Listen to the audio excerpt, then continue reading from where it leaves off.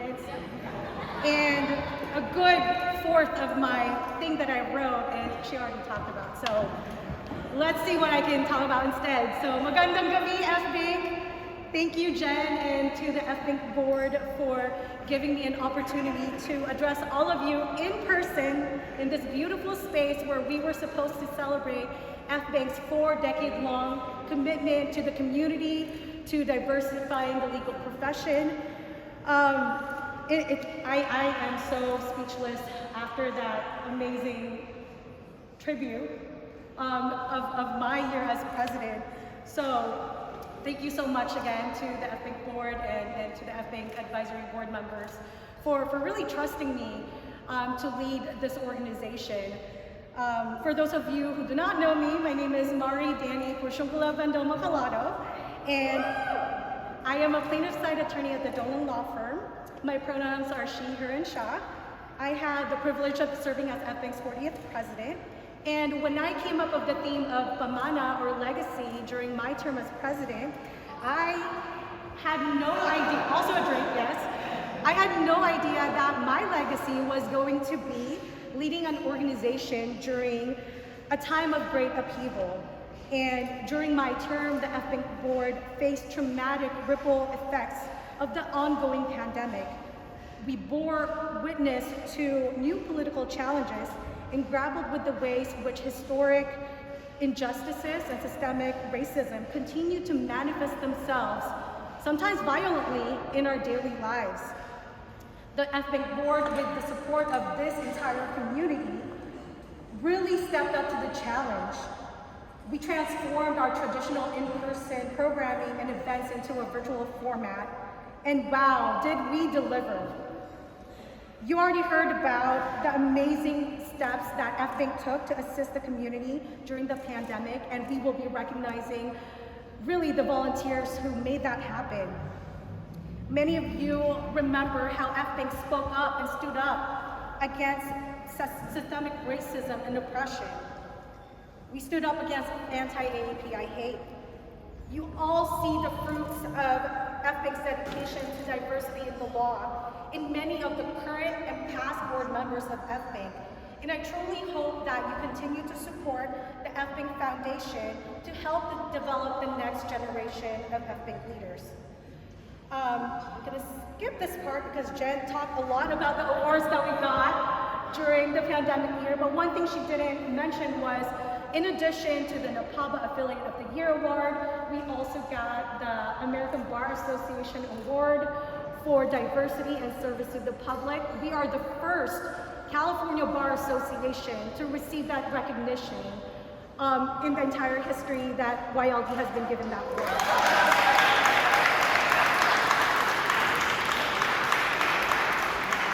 So I mean, I really can't be more proud of the organization that we've built. So beyond the accolades, beyond the recognition, what FBANC has proven to me time and time again is that this is a second home to many of us. You know, for me, a home is a place where, you know, you feel like you belong, where you're surrounded by people who believe in you, that support you.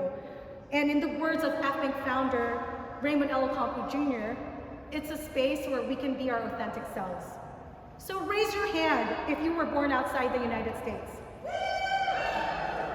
Raise your hand if English is not your first language. Raise your hand if you've ever been mistaken for anything else but an attorney, interpreter, court reporter, maybe even a defendant. I know that's happened to at least one of you. Raise your hand if you've been asked, where are you from? Where are you really from? And raise your hand if you've ever doubted whether you deserve to be here, whether that's law school, the courtroom, being a partner at your firm, or even a judge. So when you're constantly reminded that you're different, it's really easy to doubt yourself. When I first moved here from the Philippines, I stopped raising my hand in class because my classmates would laugh at me every time I spoke with a Filipino accent. When I wrote about my parents' struggles coming to the United States, being immigrants working in low-income jobs, I was told that their stories did not matter. as if somehow I can untangle their story outside of my own story. It's not always easy to ask for what you need in fear of being seen as different. Raise your hand if you felt like you had to work through being sick or during the pandemic when you didn't have childcare available. I stopped asking for lactation rooms in the courtroom or at the opposing counsel's office during deposition because they look at me like I was speaking like another language. My fellow moms, raise your hand if you've ever pumped in the bathroom of a courtroom, in your car, when you're taking a deposition, or you just leave a conference altogether because of lack of pumping accommodations. How many of us have been fearful of discussing the lack of diversity in our workplaces, or even the impending attack on Roe versus Wade with our own families? Serving on the FBANC board has transformed me in so many different ways. I've grown as a leader, as an attorney, as a working mom, as a Pinay. When I realized that I have the support of this entire community, from our OGs, the past presidents, our advisory board members, current and past board members, my Pinay powerhouse sisters, I really started to believe in myself and that I was unstoppable. I mean, look at all of you. Raise your hand if you're the first person in your family who went to law school. Raise your hand if you ever translated for your parents or family members. Raise your hand if you've ever given legal advice to friends or family, even though it's outside your practice area. Raise your hand if you've ever referred your friends and family to another ethnic attorney and they helped you out. Raise your hand if someone told you that you are the first Filipino, Filipina, Filipinx attorney they have ever met. We all have the ability, no, the privilege to make a difference in our clients' lives, in our community. The things that I used to be ashamed of growing up in the Philippines, speaking Tagalog, coming from a low-income family, became the source of my strength. Because my values and my beliefs are intertwined with my experience as an immigrant woman of color. That being myself, being Pinay, is all that I ever needed to be, and it is at the heart of everything that I do.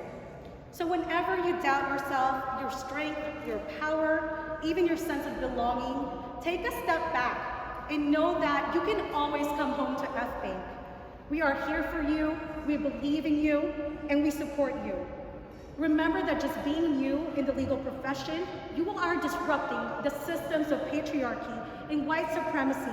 So be bold, be fearless, because we have your back. I'm already beyond my allocated time. I just want to thank a few folks who has always had my back. Thank you to the OGs for creating this amazing organization and trusting me to lead FBANC. To all our advisory board members for giving me full support and advice. Thank you to Billy Chan, who has been my mentor for 10 years now. I hope I did you proud. Thank you again to David and Abby Mesa for encouraging me to join FBANC and always going above and beyond for this organization and the Filipino community. To Rianne, Vanessa, Start, Lorna, Ashley, Catherine, all of my Pinay Powerhouse sisters, thank you. Thank you to Impala, President Jerry Gonzalez-Abrams, who is here with us tonight. Thank you, all of you, for being an inspiration. Thank you to immediate past President Mark Peloton for being a great kuya to me. To Jen and Ray, we really made an amazing trio. To the rest of my e-board, Nelson, Antonio, Angelica, Zabanal, thank you for the incredible support. I miss our daily group chats and working with all of you. Last but definitely not the least, to my husband, Mark Callado. As all the past presidents know, you cannot do this job without the support and love of your family. Thank you, Mark and Mael. You are my true home. Maraming salamat, FBANC. Welcome home, everyone. That's how you do it. Hold it up for a picture. You get a picture?